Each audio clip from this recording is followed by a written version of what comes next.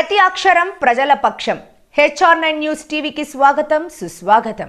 కాబోయే ముఖ్యమంత్రి వర్యులు చంద్రబాబు నాయుడు గారు ఆనాడు మరి ఒక సంస్కరణ తీసుకొచ్చారు. వాజ్పేయి గారు చెప్పడం జరిగింది, ఇలా మీరు అన్ని రోడ్లు అనుసంధానం చేయండి, దేశం దానంతటికి అదే అభివృద్ధి చెందుతుందని. ముందు ఆయన నమ్మలేదు. తర్వాత సరే ముందు ఒక ఉదాహరణకు ఒక స్ట్రిప్ వేసి చూడమంటే వేసి చూస్తే అది పెద్ద ఘన విజయం సాధించింది. ట్రాఫిక్ పెరిగింది.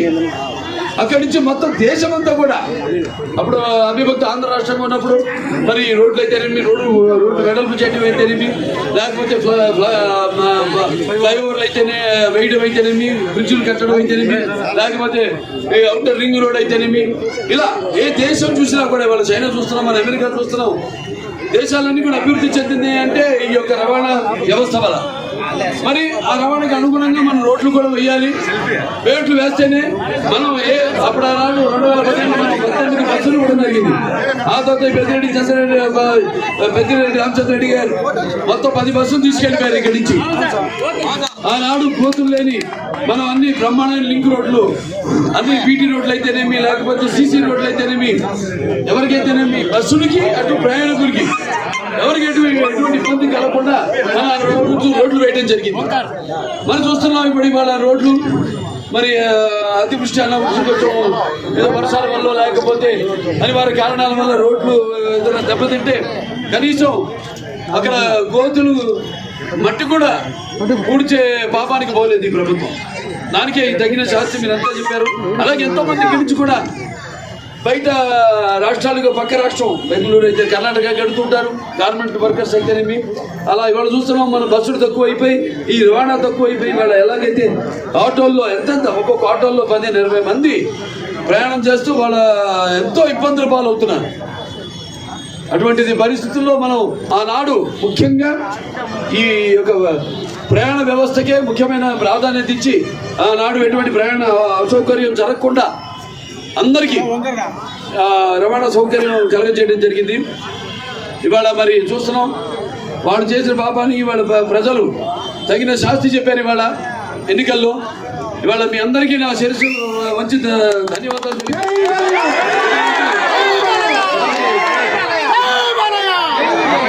అద్భుతమైన తీర్పునిచ్చినందుకు. తీర్పు అంటే ఇది ఒక ప్రజల్లో నేను చాలాసార్లు చెప్పడం జరిగింది, ఏదైనా ఉద్యమం ప్రజల నుంచి రావాలి. మేము పోరాడతాం, పార్టీ మాకు తోడు ప్రజలు కలిస్తే ఇక మన ఉద్యమానికి అంతంటూ ఉండదని. అలాగే ఈనాడు ప్రజలంతా మమేకమయ్యారు, భయోందనలకు గురి చేశారు అందరినీ.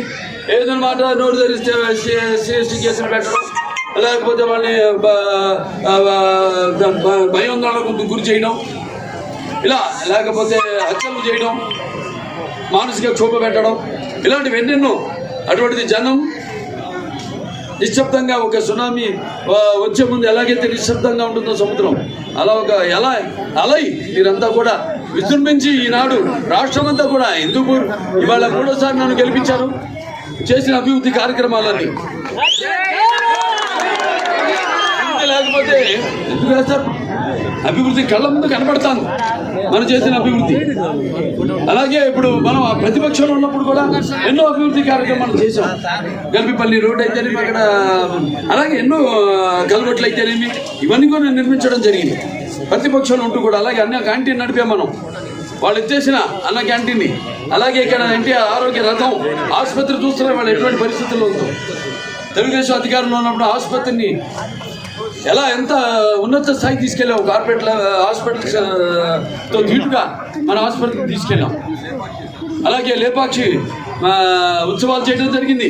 లేపాక్షిని అంతర్జాతీయ స్థాయిలో దాన్ని UNESCO దృష్టిలో తీసుకెళ్ళడం జరిగింది. ఇవన్నీ మళ్ళీ మనం చేస్తాం. అభివృద్ధి, సంక్షేమం రెండు కూడా ఏవేవైతే మనం ప్రతి పండుగలకి మనం అంతా కలిసి ఎలా అయితే మీ రంజాన్ తోఫా అయితేనేమి, సంక్రాంతికి కానుక అయితేనేమి, అలాగే క్రిస్మస్కి గిఫ్ట్లు అయితేనేమి, ఇవన్నీ ఆనాడు ఎంత మన ఆర్థిక సంక్షోభంలో కూడా ఇవ్వడం జరిగింది. అలాగే ముఖ్యంగా నేను ఏ దేశానికైనా సరే చెప్పేది, దానికి మూల స్తంభాలు విద్య, వైద్యం, అలాగే ఈ రవాణా సంస్థ కూడా, అది కూడా చాలా ముఖ్యం.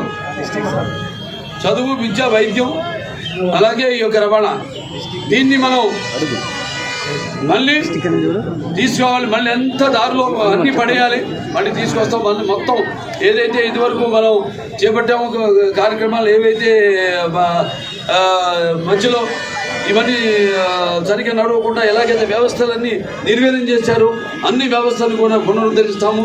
ఆ నమ్మకంతోనే వీళ్ళందరూ ఓట్లేసే తెలుగుదేశం, అటు జనసేన అయితే బీజేపీ అయితే అన్నింటికి కూడా అన్నిటికీ దూరంగా, కులాలకు మతాలకు అన్నిటికీ దూరంగా అభివృద్ధి మనం ఉన్న పరిస్థితుల నుంచి మనం ఈ ఊపి నుంచి బయటపడాలి. అలాగే మన విజన్ ఉన్న నాయకుడు మన చంద్రబాబు నాయుడు గారు, ఆయన ప్రపంచ దేశాల విజన్కి ఒక ఆదర్శం ఆయన. అలాగే ఇవాళ ఇంకా ఎన్నో సవాళ్ళు ఉన్నాయి మన ముందు, ఎన్నో సవాళ్ళు ఉన్నాయి, అన్ని అధిగమిస్తాం. ఆనాడు కూడా ఎన్నో సవాళ్ళని అధిగమించే రాష్ట్రాన్ని మరి ఆర్థిక వనరులు సృష్టించి పక్క రాష్ట్రాలతో ధీటుగా మన రాష్ట్రాన్ని కూడా తలసరి ఆదాయాన్ని తీసుకెళ్ళడం జరిగింది. సో తప్పకుండా ఈ యొక్క రవాణా వ్యవస్థని పునరుద్ధరిస్తాం. ఇక్కడ అన్ని రహదారులు కూడా ఏవేవి ఉన్నాయో అన్నింటిలో కూడా అన్ని ఏవేవైతే పరిశ్రమలు ఉన్నాయో, అలాగే ఎక్కడెక్కడ స్కూళ్ళు, అలాగే ఈ యొక్క గార్మెంట్స్ వర్కర్స్ ఎక్కడెక్కడైతే వాళ్ళంతా రోజువారీ మైళ్ళు దూరం వెళ్ళి, ఎన్నో మైళ్ళు దూరం వెళ్ళి వాళ్ళు కష్టపడుతున్నారు. అందరూ కూడా ఈ రవాణా సౌఖ్యాన్ని మళ్ళీ తిరిగి పునరావృతం చేస్తామని ఈ సభాముఖంగా మీకు తెలియజేసుకుంటే నేను